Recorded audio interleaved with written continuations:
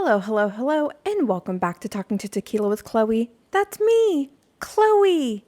And if you are tuning in to the YouTube video, you are seeing my new studio, darlings. You are seeing it. Mother Nature, she loves it. Oh my God, Mother Nature said, "Slay Queen." Okay, I have technically finished my attic renovation. Of course, I didn't do any of the manual labor, as that's just not my character and aesthetic. Not as in the princess trend that's going on TikTok right now, where girls are like, "My husband ties my shoe for me." No. It's just I'm not handy, okay? I'm not a handy woman. I'm not a handy man. I'm not a handy anything. I'm barely hanging on to a damn thread. So my boyfriend redid the attic for me. I have this beautiful French blue behind me. Some kind of cloudy themes. We're going for ethereal, heavenly, cloudy. I'm going to get some brass fixtures in here. This is the solo area set up. And then, of course, we're going to have the co-host set up in the corner, which will yet to be revealed. Now, I will say it's a little dark right now. I mean, I'm perfectly lit. Of course I am. You can see a little sweat on me right now because the attic, the ventilation isn't great. I think we're going to get a little window unit because the upper lip hasn't sweat in quite some time. Ever since I lost a bunch of weight, my upper lip hasn't really sweat too much, but the sweat's coming in tonight, okay? Just to let you guys know. But I will say it's 7 o'clock at night, so it's a little dimly lit, but that is because, of course, like I had to do my setup. I had to get everything ready. So normally it's going to be a little bit brighter, a little bit lighter, not so much generic lighting and a lot more natural light, but it's getting dusk. It's getting dim out right now. And it's also thunderstorming, which I kind of love. Now, I will say a few concerns that I have about the studio is we were downstairs and we heard a crash and I was like, oh, the weight must have fallen off of my mic stand. But that's not what happened. These decor right here, my beautiful sea, my beautiful picture frame, all of this was on the ground. But the shelf was still up. And so I'm just wondering what that's all about in terms of, I'm not going to speak anything into existence, but like,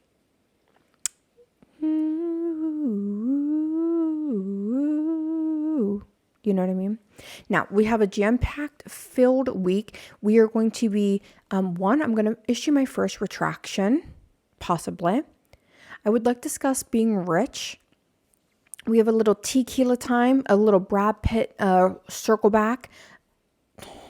Lauren Sanchez, an ugly Amazon wedding. Like, okay, losers. Okay, but we have to touch on it. And then Khloe Kardashian makes admissions about what she's had done. The tequila time is like stinking rotting, but we have to go through it because I feel like sometimes I don't cover things because I'm like, we don't care about them. And they're like, well, we don't care about them, but we want to know why you don't care about them. So I'll touch on it. New segment, Khloe time. And then I was submitted a name for what my listeners should be called. And I want to run it past you guys and I'm going to get some feedback from you. And then word of the week and then politicking.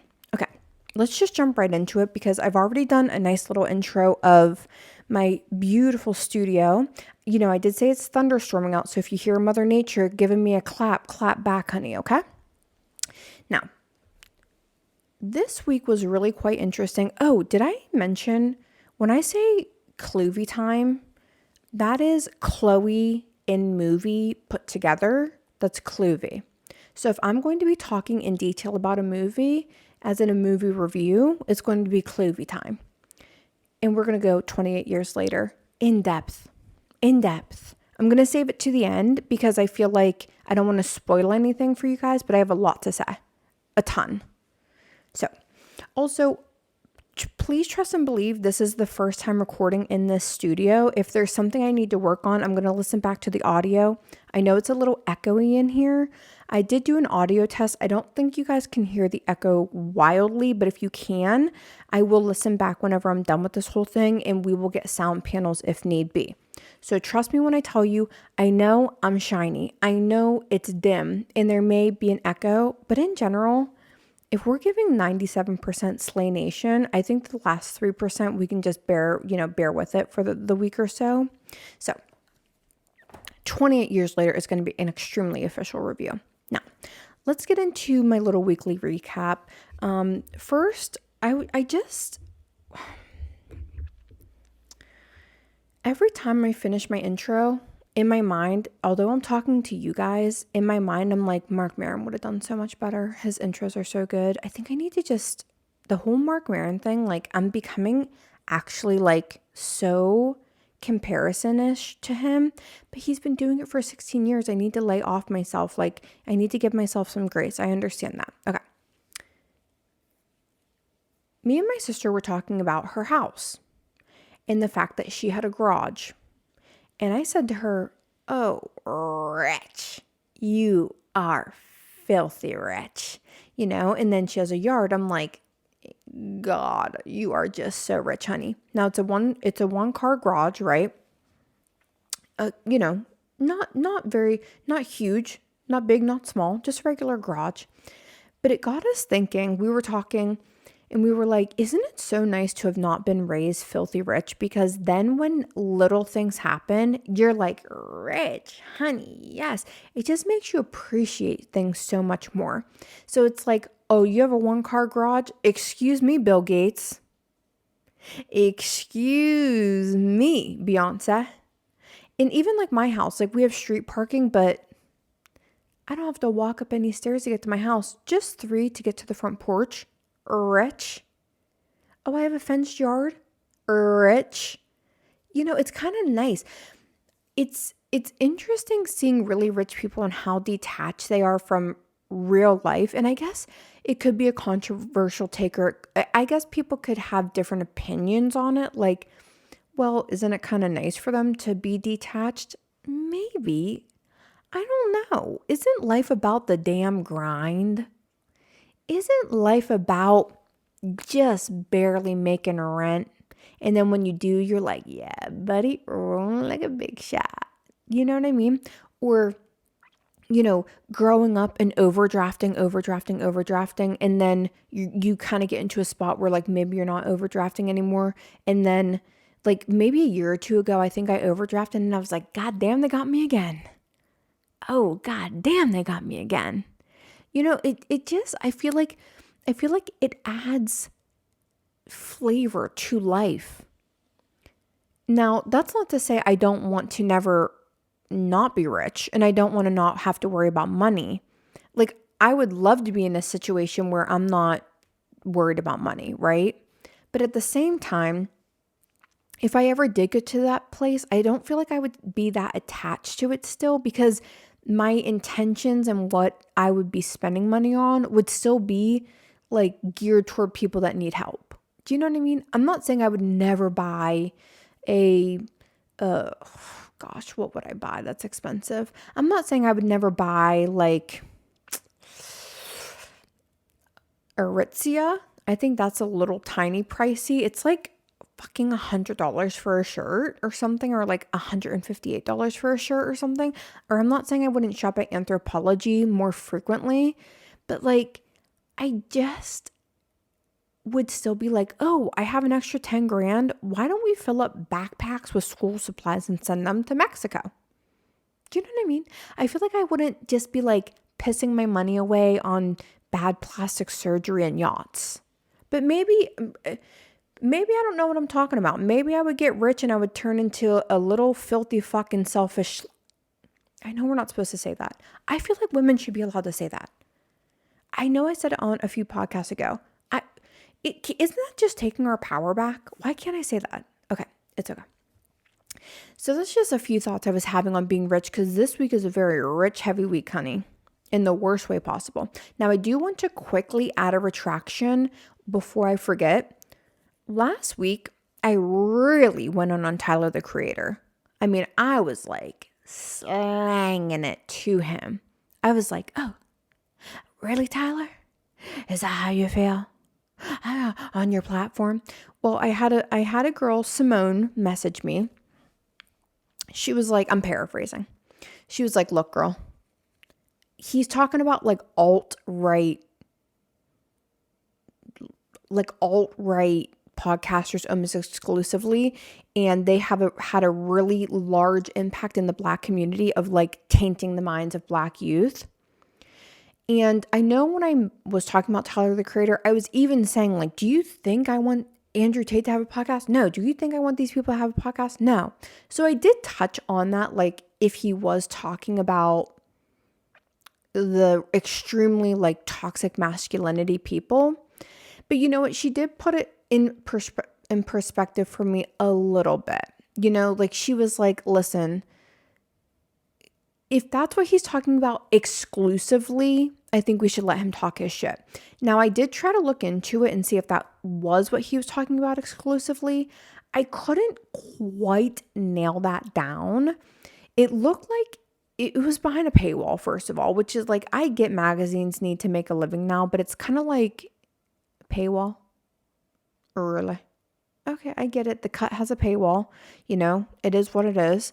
But it did seem when I researched it, he has had like a long-standing beef with podcasts. It seems like he has mentioned it like a few times, but I'm going to take Simone's word for it in because it seems like she's very familiar with his talking points, in that it really was exclusively related to that kind of like alt-right pipeline of podcasting. It's apparently, I asked her, it's not really related to like everyone with a podcast. It's really related to a specific type of podcast. If that is true, I'm going to give it to him. You know, talk your shit. No one likes the alt-right except the alt-right. You know what I mean? Okay. So that was my Tyler, the Creator retraction. I'm sorry, Tyler. If I really came for you and you only meant like masculine psychopaths, I'm really sorry. If you meant everyone, it's like just not fair, but that's okay. I'm going to take Simone's word for it. Now let's dive right into Tequila time, because I want to talk about 28 years later massively, and it's going to take me a long time. So I kind of need to burn through this other bullshit so I can get to the raw meat of this episode. And I want to do 28 years later last so I don't ruin it for certain people. Okay. Also, if you are watching this on YouTube because you want to see my new podcast studio, I am recording on my iPhone. I always record on my iPhone. If you want to start a podcast and do a video version, you can record on your iPhone, and I'm going to do a tutorial one day for you guys to see it. I know the background is kind of blurry with my other decor, so I will be getting a more official camera one of these days. But in the meantime, an iPhone camera on cinematic mode works just fine. Now, I'm going to be honest with you guys. My mind is kind of racing. I don't know why. I think I don't know if anxiety is the right word. I'm talking currently. I'm not talking like hypothetically or like in the context of the world and outer space. I'm talking in this moment. So I do apologize if I seem like I'm jumping around a little bit. I'm just having a little bit of a weird feeling of impending doom, but that will pass, okay? I know, I think it's because normally I record like in the morning. I feel like I have my whole day ahead of me, and right now I'm recording at 7 o'clock at night. I have to drive to Maryland tomorrow morning. I like to be in bed by 9. Like I just have like, I didn't pack yet. I didn't do this. Like this won't happen again. I had to set up my little corner, and it did just drive me into the night. So I think that's why I'm kind of feeling like skidded around. Pardon me, I had to drink some Snapple iced tea. That was not promoted. That was not sponsored. I would like to speak to CarMax though. I would like you to sponsor me if possible. I will have a whole collage of CarMax behind me if you want to be a sponsor of my podcast. Okay. I think it's technically CarMax, but it's CarMax to me. Okay. So for Tequila time, I want to round back around the Brad Pitt, because last week we were having a really existential conversation about, forgiving men versus women in Hollywood, and why can this do this and why can that do that? And why do I say that we, need to come down on this person but then this person I'm cool with in regard to Brad Pitt. Now, I felt like it was important for me to listen to the Armchair Expert episode of Brad Pitt's interview so that I could really get a grasp on that platform and that conversation for me to form an opinion, a little bit of a better opinion, okay? So I decided when I was listening to that episode, I think it's going to behoove me and all of us in the future if I'm going to try to not talk about things so generalized. I think it's going to make my life a lot easier when I just talk about a specific person and how I feel about that person. Because I say, why do men just get forgiven in Hollywood and screw them, like we should hold a grudge. But then it's like, I don't know, man. I think if I talk about it per person, it's going to be easier to really pinpoint and form a thought on that person, right? So for Brad Pitt, I was listening to him on the Armchair Expert with Dax Shepard. Now, I will say, now that I've been listening to two separate interview style podcasts, Mark Maron and Dax Shepard, granted, I've only listened to one Armchair Expert. I really do prefer Mark Maron's podcast because Mark Maron is so goddamn conversational. He is so naturally inquisitive and curious and has a true talent for really just waxing and weaving in and out of conversation. Dax Shepard, it was very like Brad Pitt's on the show, guys. What's it like being Brad Pitt? Brad Pitt, whenever we see you be Brad Pitt, like it was very like almost detached. And not only was it almost detached, it seemed like someone who knew they were speaking to Brad Pitt, but it didn't seem like two people just having a conversation, if that makes sense. Either way, though, I still felt like I did learn a good bit about Brad Pitt. So basically, he seemed really quite humble.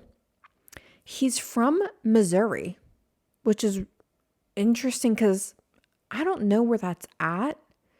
And I don't know, I guess I've never even heard of someone being from Missouri. I understand that it's a thing and I understand that people are from that state, but it's exactly how I feel about Virginia. Can anyone confirm that Virginia really exists? Is anyone able to say, I'm from Virginia? Do you know what I mean? It's like there's places that are supposedly here that, I'm sorry, I never drove through it. I never been through it. I never met a single person from it. I never heard of what's coming out of there. What's coming out of Missouri? Where is it at? What's the population? And is it really there, or do you drive through it? It's like a Bermuda Triangle. You just flip to the next part of the country. I really don't know. And I guess for me, it would also be similar to the Dakotas. I also can't confirm whether or not they exist. I understand someone says they do, but why is it I know nothing about Dakota, but that it technically exists? Who's from Dakota? Who's from South Dakota? Who's from North Dakota? To me, Dakota is just a name of a person. That's it. But apparently Brad Pitt's from Missouri. So I guess that's proof in some way, shape, or form. But I will say, he seemed quite humble.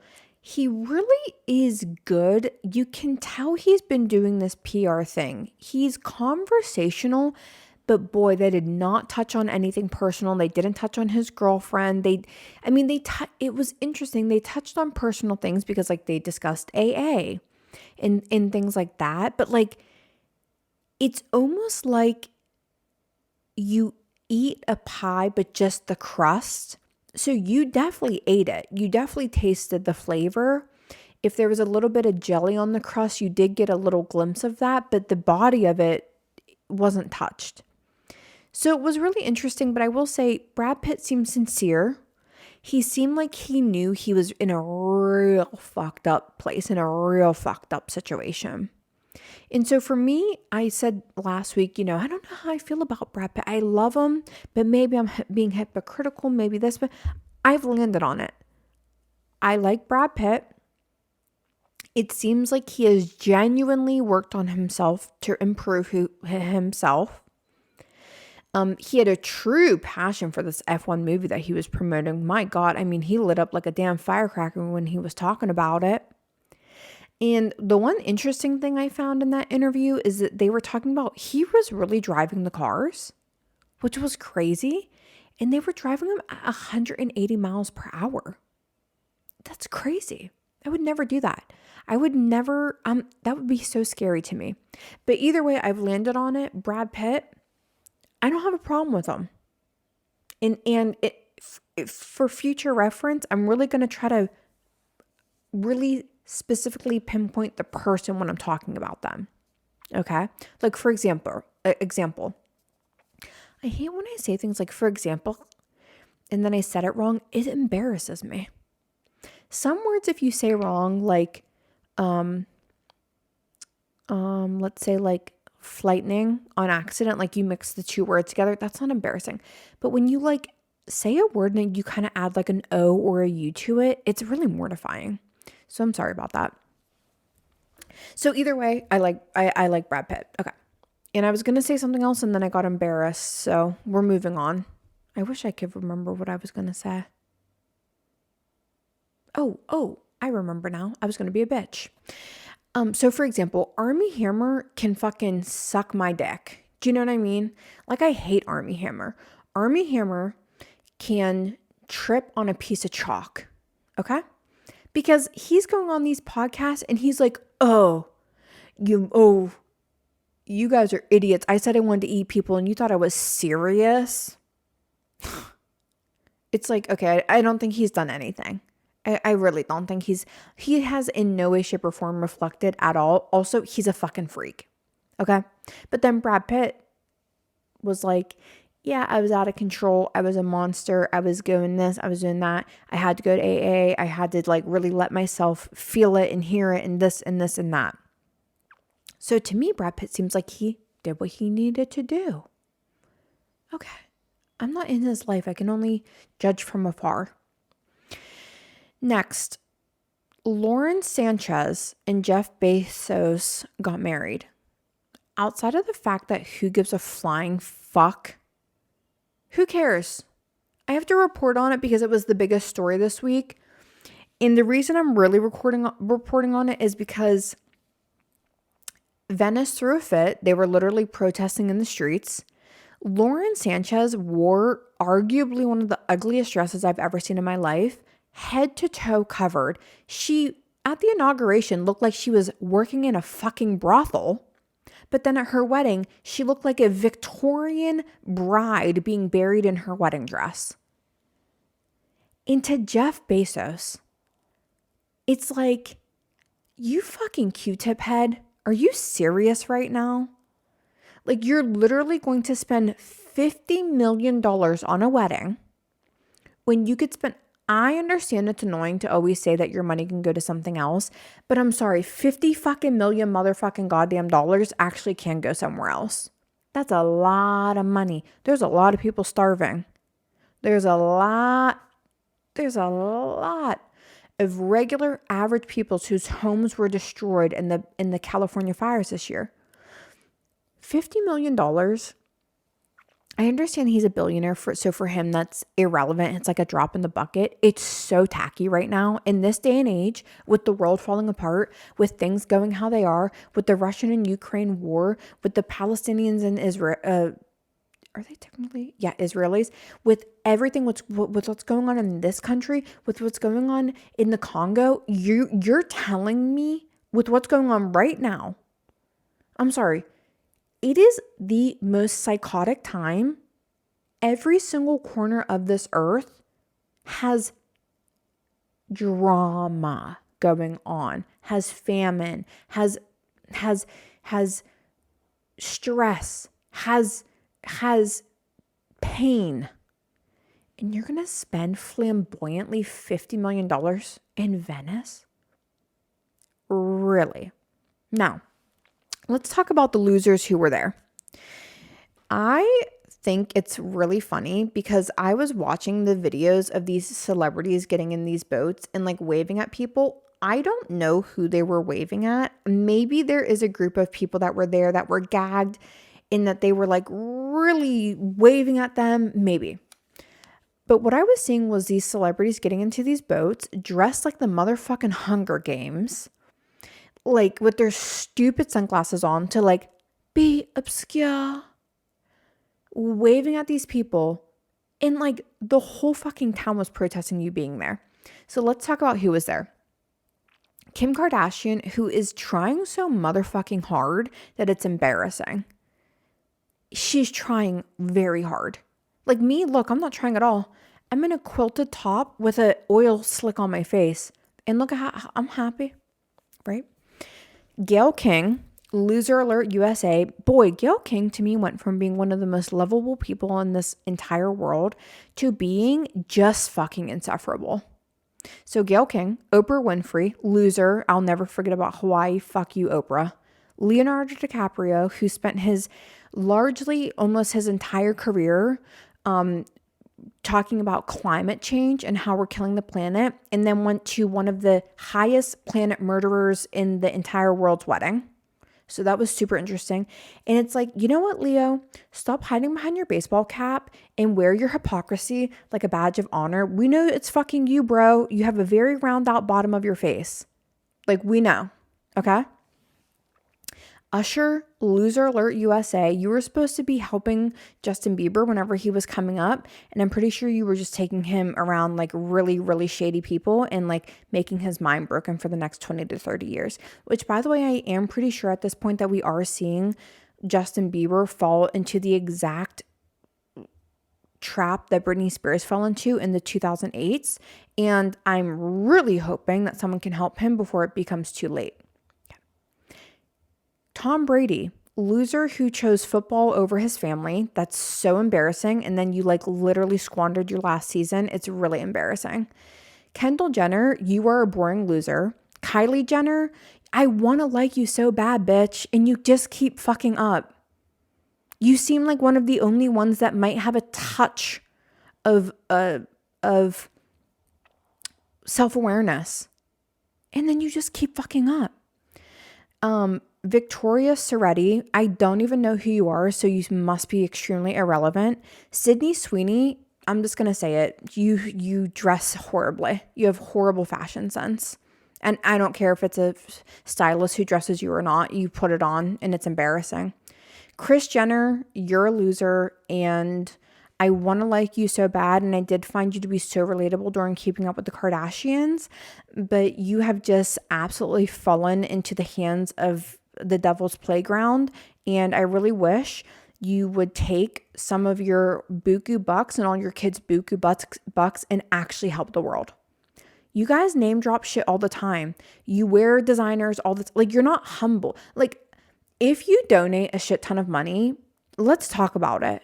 Because you don't come off as self-aware or or what I'm trying to say is you don't come off as like tight-lipped. You shout out and name drop every other thing you do. So if you're donating, let me know. Maybe I'll lay off a little bit. Carly Kloss, silence. Orlando Bloom, you're aging fucking horribly like Swiss cheese, and now I know why. Ellie Goulding, loser who fell off. Tommy Hilfiger, loser who fell off. Bill Gates, loser who is rich. I will admit that, but old, I guess we can do that. Ivanka Trump, silence. Jared Kushner, silence. Khloe Kardashian, you're one of them too, Khloe.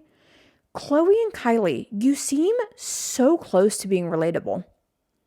And then you just keep fucking up. Okay? And then Mick Jagger, actually aging like a rotted piece of cheese in a Tupperware that got forgot in the back of my car.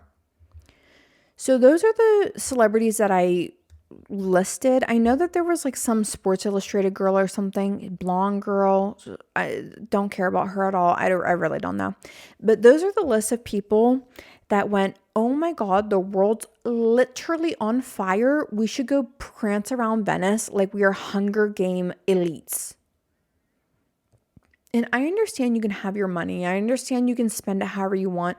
I'm not saying that if I became 100 millionaire, if I became the most famous podcaster in the world, I'm not saying I would not treat my friends to a yacht trip, right? But what I am saying is every other post on my social media, you would also see me sending food to starving nations, sending backpacks with school supplies, helping animals at animal shelters. If you are flamboyantly rich in one way, you can also relate that and show that in another sense as well. You don't just have to think of Angelina Jolie. I know I say this all the motherfucking time. I'm like a broken record. That woman has a chateau in France. She knows how to spend money. She also has about 900,000 photos of herself in other countries helping starving children.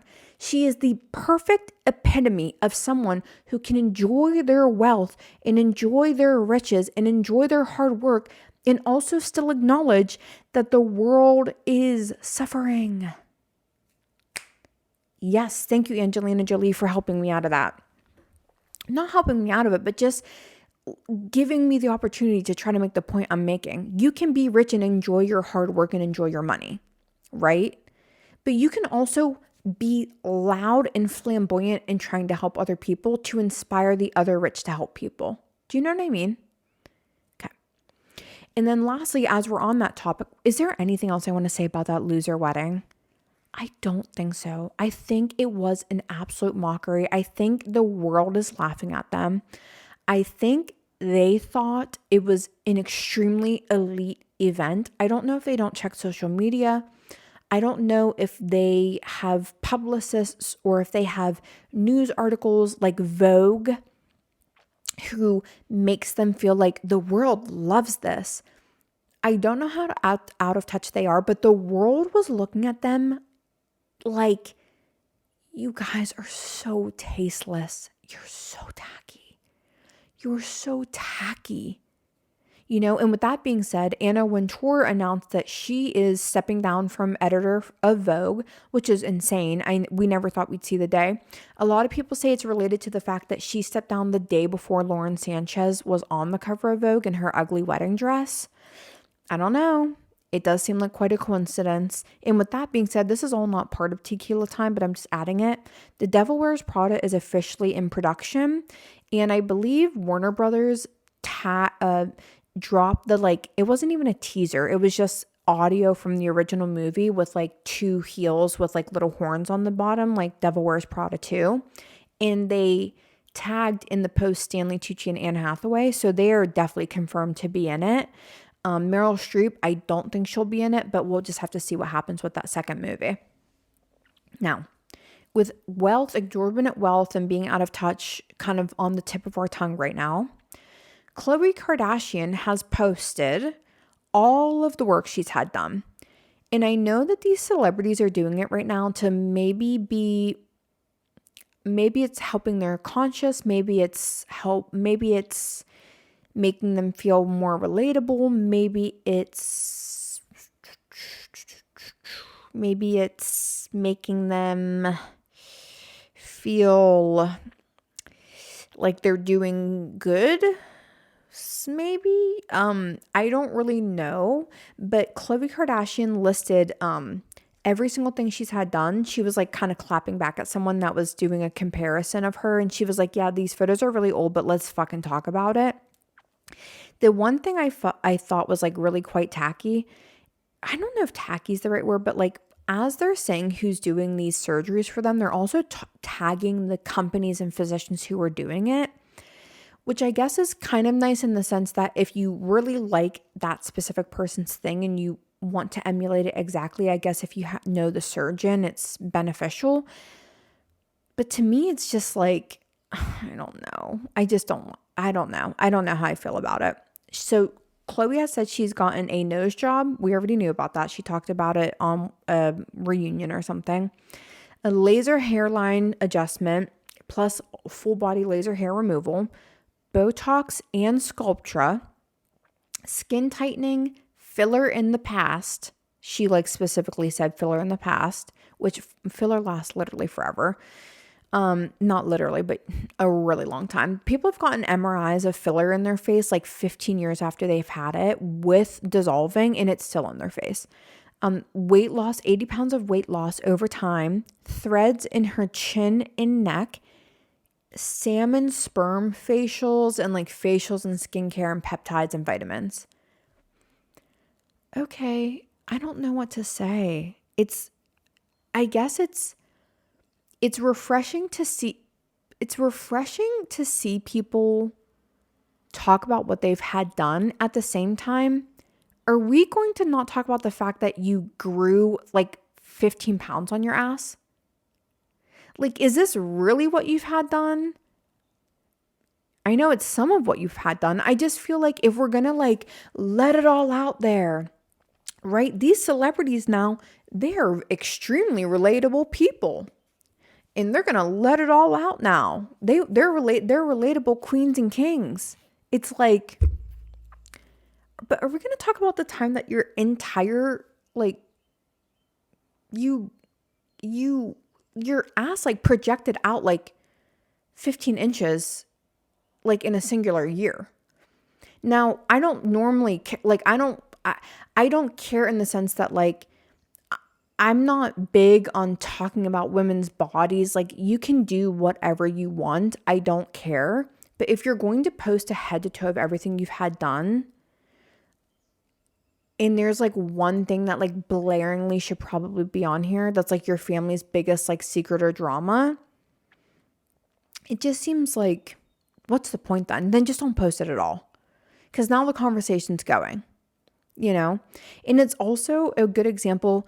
I guess if I was exorbitantly rich, I don't know if I would get a salmon sperm facial. It just seems fucking weird. It seems really weird. It seems weird to take a salmon. Can we just be real for a second? It seems really weird to take a salmon and go in their body and clip out their sperm and put it on your face. It seems extremely bizarre. Like, can we talk about how fucking weird this is? It just seems exorbitantly unnecessary. Like, in the name of beauty? Really? Can I tell you something? I use Peter Thomas Roth, La Roche-Posay, and Beauty of Joseon. My skin's looking pretty fucking good, and I didn't split a salmon in half and spread their shit on my face. Do you know what I mean? It just seems unnecessary. The facial cannot be that good. It can't be. Now that we've gotten through Tequila time, thank fucking Christ, because we're about to be getting into 28 years later. First, I do want to lightly touch on what someone submitted, what our viewers should be called. So they were like, they had said Khloe's coalition, and I was like, okay, I kind of see that. But then I was like, but it doesn't roll off. That's not like it's not like the Seleners. It's not like a, you know. And then I was like, you know, in my mind workshopping it, and I was like, wait, coalition? Because my name's Khloe. Coalition? But then I thought, well, what the fuck is a coalition? I don't want to sound like a military operation here. So I looked up the definition. And a coalition is a temporary alliance of distinct parties, persons, or states for joint action. So I guess if we're talking about a coalition, it would be a group of girls and guys who got together to like slay the house down boots, listen to Khloe and my Slay Nation stuff. Like, I think that could kind of work. Like a coalition, like you're like, oh, them, that's just my coalition. Oh, who's those people at the Broadway doors waiting for me to come out? It's the coalition. You know, it's that group of us all together. The only thing that gives me a reservation about it, because I love that the two words together fused are like really, I just like it really does roll off the tongue, like the coalition. I don't want people to hear it though and think the same thing I thought, where I had to Google it. And I'm like, are we talking about a damn military operation here? Because coalition to me is very like, I don't know if I've ever heard coalition just in everyday life. I've heard like, oh, the coalition's moving in, or like something, I don't know.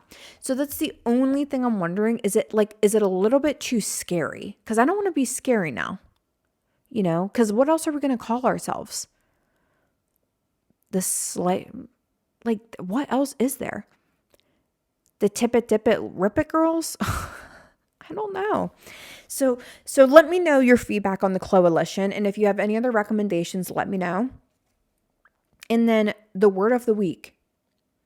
I've decided I wanted to do a word of the week because I feel like it just helps our brains. My brain, I'm very forgetful lately, and it's hard to say, is it because I'm stressed? Is it because I'm getting older? Is it because I took the depot for 10 years and have a brain tumor? Is it because I don't have a diagnosis for ADD and I am? Am I not ADD? Am I just forgetful? Is it because I smoked weed in high school? I don't know what it is. But I think a word of the week is going to help exercise our brain a little bit. And the word of the week I would like to discuss is sonder. Now, a sonder basically means everyone is living their own lives in their own existence, in their own world. So basically, it's kind of that phrase, everyone's their own main character. When you really think about it, the fact that sonder is like, think of yourself right now, yourself, your mind, your life, everything around you, your thoughts, your feelings, your opinions, your likes, your dislikes, your movies, your preferences, your little, I hate when they say that, whatever chaps your ass, every single thing about you. You are your main character and the world is existing around you. Every single person has that experience. They're living their own lives. And when you really think about it, it trips you out. Because if you go, how could they have not known that would hurt my feelings? It's like, because they have their own mind. It's really weird. Do you know what I mean? Like they're their own main character in their mind. So if you can incorporate sonder into your day or your week, let's try to do it. The word of the week we're going to try to incorporate into our vocabulary at least once. Okay. We're going to quickly touch on politicking. The Supreme Court fucking sucks their ass. The Supreme Court had a huge win for Trump. It was 6-3, I believe. And essentially what it is it is curbing, the Supreme Court curbed the judges, lower level judges' power to block Trump's executive orders and to block Trump for doing things unconstitutional. So how he's just been like spewing shit for the last 6 months, and he would say 1,000 things and then you found out like none of them came to fruition. That was because judges were blocking them. Judges were saying you can't do that. That's unconstitutional. The Dreamers, like you can't just take Dreamers status away. Like that's unconstitutional. Like just things like that. They were getting blocked. And so a big reason that people were not that worried about Trump is because the judges were blocking a lot of his decisions. The Supreme Court has now handicapped judges' abilities to block Trump's decisions, which means he basically has free reign. Now you are able to like individually take up court cases against Trump. So before it used to be that if Trump said, I'm ending DACA, or I'm ending Dreamers, a court or a judge would say, no, you can't do that. That goes against this. You can't do that. And then that decision is widespread. Now that can't happen. So the judge can say, I'm ending DACA, or I'm ending birthright citizenship, or I'm ending, Dreamers. A judge cannot rule that as unconstitutional or criminal or outside of his scope, he's allowed to implement that. And then the individual, so let's say I was from, I'm technically Hungarian. That's my background, I believe, per 23andMe. So I would have, let's say I was a first generation here, born in the United States, but my parents were from Hungary. My mom was a citizen here. My dad wasn't. Okay. Let's say he wants to take away my citizenship now because my dad wasn't a citizen here, or he was illegal when he had me. Okay. Or let's flip it to the mom. She was illegal when she had me, but I was born here. I'm 34 now. If he tries to take away our right to be here, DACA, dream, or birthright citizenship, I would personally have to sue him or the administration. I'm not quite sure how it works. That's fucking insane. First of all, financially, that's insane. Second of all, that is an individual having to go up against the United States government, who, by the way, seems to have no boundaries now. So I don't know how that is going to work, but it's going to be a nightmare. Okay. So we're just going to have to, I guess, hang tight on that. The birthright citizenship is a 14th Amendment right, with Trump's ability to now move forward with retracting birthright citizenship. It just means that the Constitution is now more of a flippant guideline. The Constitution, which was one of the only things to protect us, where judges could rule things were unconstitutional, now they're able to just do what they want. Now it's more of a guideline. It's really scary. I have to stress, this current ruling is the single-handed scariest thing that has happened since the administration took place. Because, and by the way, the reason why I say the administration so much, and please take note and start to try to do it as well, when you just say like this person or that person, it negates and it also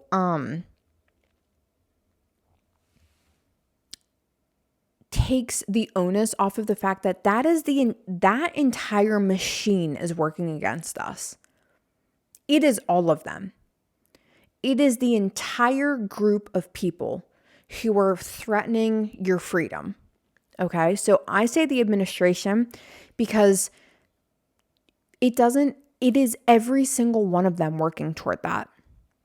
Wow, that was an ugly way to have my arm. So that's why I say the administration so much. So it is unbelievably scary that they have basically handicapped judges, and it's basically like a field day for him now. I mean, he has no checks and balances now. The judges can't stop him. The Senate can't stop him. The House can't stop him. That's really scary. Okay? It's very scary. I just saw a video of, I think Ireland or somewhere, they just put out a new PSA for their citizens that if you're coming here, you have to submit all of your social media screen names, every name you've had in the last 5 years. And like ICE, it will be checking your phones upon entry of the country, and they will be checking your social medias for any negative mention of the administration. It's getting very scary. You're right, your freedom of speech. Now the Constitution is an outline. That your right to express yourself without the fear of persecution. You know, in Russia, they can't speak out against Putin. You'll never be seen again. Dragged from your home. The Constitution, which protected you in your freedom of speech, the freedom of the press, the Constitution is now just an outline. That's horrific. Okay? So let's get off of politicking and let's move on to Khloe time. Okay, now let's really get into it. I can put this away now, like my outline, because now I can just talk from my heart and soul. I saw today, 28 years later. Now, if you know anything about 28 years later, 28 weeks later, 28 days later, you know the original movie, 28 Days Later, had Cillian Murphy in it. It was an extremely flamboyant, campy movie, at the same time totally being horror. Okay? It was very scary and very jump scary and very gory. But at the same time, there would be parts of the movie where it was like there was one scene where like the car just like flew through a tunnel and you're like, that's not real. That couldn't happen. And it was like very campy. And campy kind of means over the top. Okay. Over the top in a fabulous way, intentionally over the top. The sentiment remains the same, but it's over the top, dramatic. Okay. And there were other things like where when Cillian Murphy got to the army's like little safe haven house, it was very like singing, dancing, like dramatic, theatrical, very theatrical. It was such an odd movie. It was almost a mix of a horror and a sci-fi because there were parts that you would watch where you're like, what is going on right now? Like it almost seems like a parody. 28 Days Later was very close to a parody, and some would almost even call it corny, but it wasn't corny because it was intentional. It was intentionally flamboyant. And then 28 Weeks Later came out, and the movie totally shifted. It was like full-on horror. It wasn't campy. Jeremy Renner starred in it. It was totally, I think serious. It was a serious zombie movie. And by zombie, I mean the rage virus, okay? So I was very curious. I had not done much research whenever 28 Weeks Later was coming out, or 28 Years Later, because I was like, I wonder if it's going to lean more toward the original movie, which was very flamboyant and dramatic and campy and theatrical, or the middle movie, 28 Weeks Later, which was a very straight up, I mean, it was still excellent, but it was Gore Nation zombie movie. There was no flair for the dramatics. There was no almost like blatantly theatrical, corny input. This movie to me was a very good marriage of both. It had that natural horror that you look for, but at the same time, there was a little bit of a flair for the dramatics. There was a little bit of, the jokes in the room with us. It was a little bit, you see something, and now I'm going to get into spoilers, okay? You see blonde, bobbed men in crushed velvet tracksuits with nunchucks attacking zombies. And while that sounds outrageous, you see it is a total ode to the first movie. It is that, what the fuck did I just watch?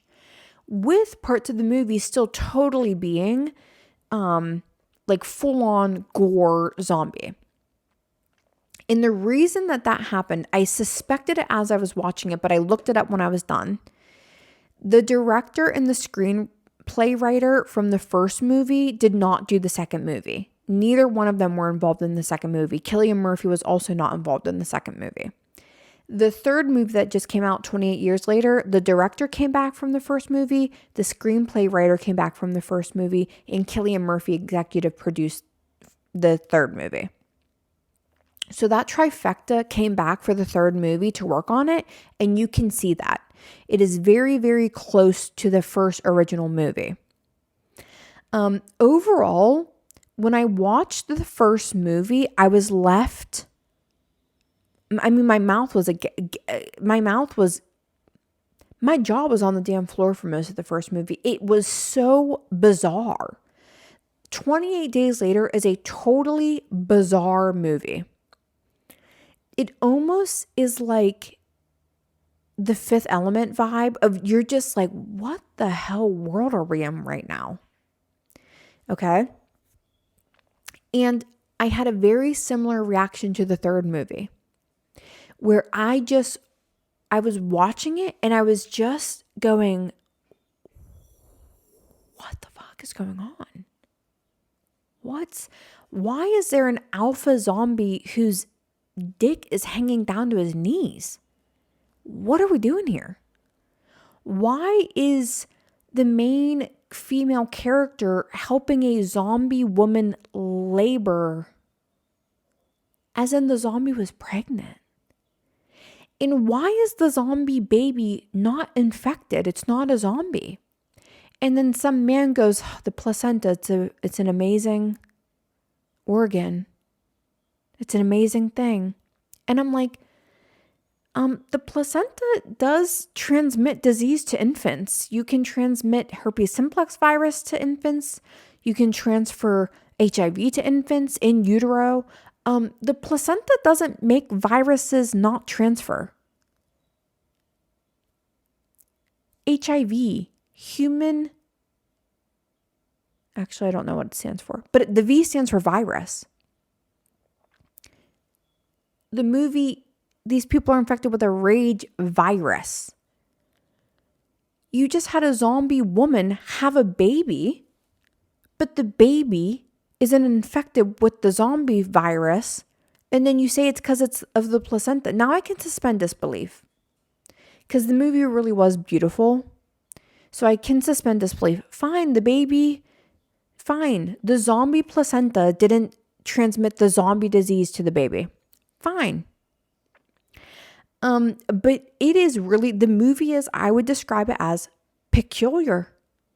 I liked it because I appreciate the flamboyant nature of a movie like that. I appreciate when movies are not just straight up and boring and, oh my God, another fucking boring ass movie. I will say the storyline's a little weak. You know, what is one of the hard and fast rules I live by? Children ruin movies. Okay. We are supposed to act like for some reason a 10-year-old would be calling the shots. We're supposed to act like for some reason a 10-year-old is going to have the braveness to walk out into the mainland of Zombie Nation to fix his mom. We're supposed to believe the mom goes with him. Okay. The storyline was a little weak. It's not my favorite zombie movie, but I appreciate that people came forward to make a movie where it wasn't cookie cutter. Now, I will say my personal biggest issue with the movie is I believe they used a lot of CGI with the zombies. There was a lot of times that I could tell that the zombies that were chasing the people, like if it was a wide shot or something, it seemed like it was computer generated.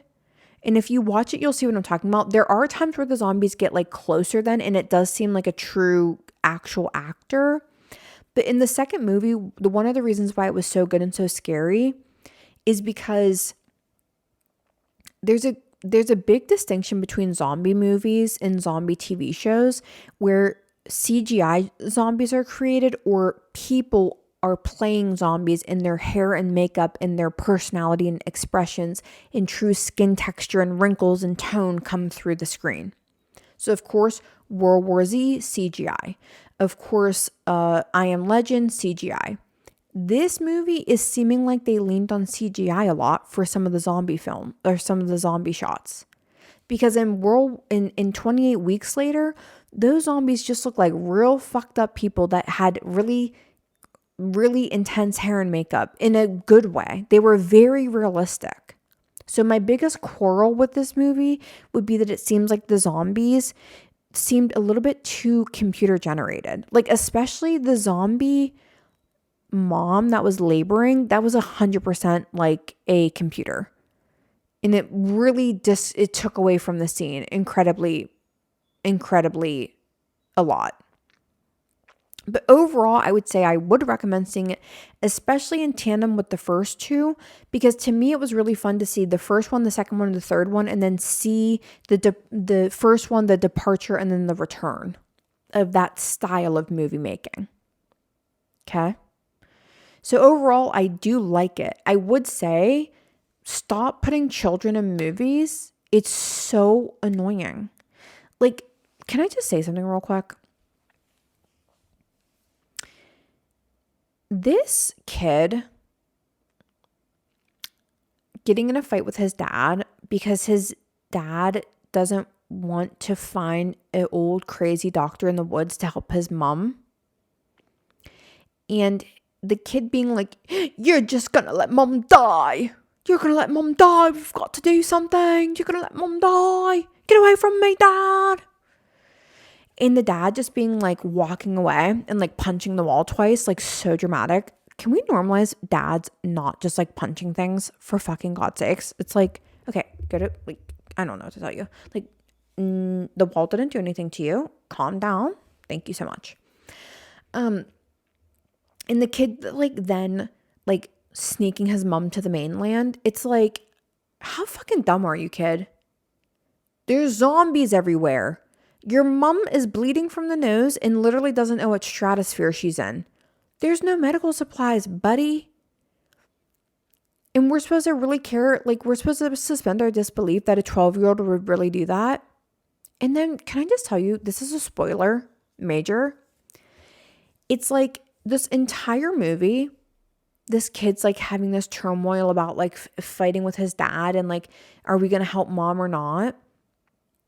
And then the kid takes the mom to the mainland and like they find the doctor, and the doctor's like, based on my evaluation, and I don't have diagnostic testing, but based on this and this, like, I think you have cancer and I think it's metastasized to your brain. And the mom's like this, I know, I thought it was that too. I knew it was that. I just didn't know how to tell my son. It's like, you knew you had cancer. You knew you were going to die. And you still let you and your son gallivant around Scotland, fighting alpha zombies with their dicks swinging around their knees, just to be told you have cancer. You say, I knew I had cancer. I was too scared to tell my son. Honey, your son's in Zombieland, USA now. I know you were scared to tell him, but my God, he's probably going to fucking die. So the movie was great. It just was, there's some major like suspending of disbelief in it. The kid is whiny as per usual.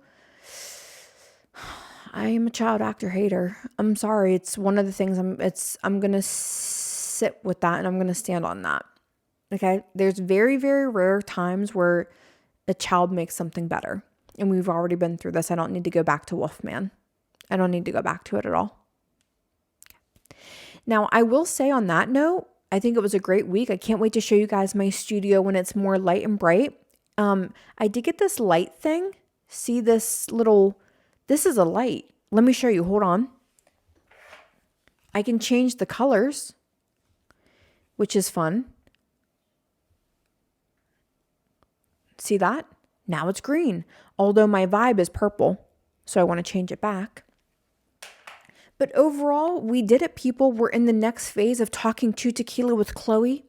Oh my God. Chic c'est la vie, ça va, ça va. Oh my God, I almost forgot my chic c'est la vie. Ça va, ça va. But is there anyone off the top of my head that I can give that award to? Let me quickly track my mind. You guys, I'm going to say this one time quickly and slowly. I didn't read again. I'm sorry. Okay, I'm not repeating that. Okay. Next week. I swear to God. I swear to God on everything I love, honey.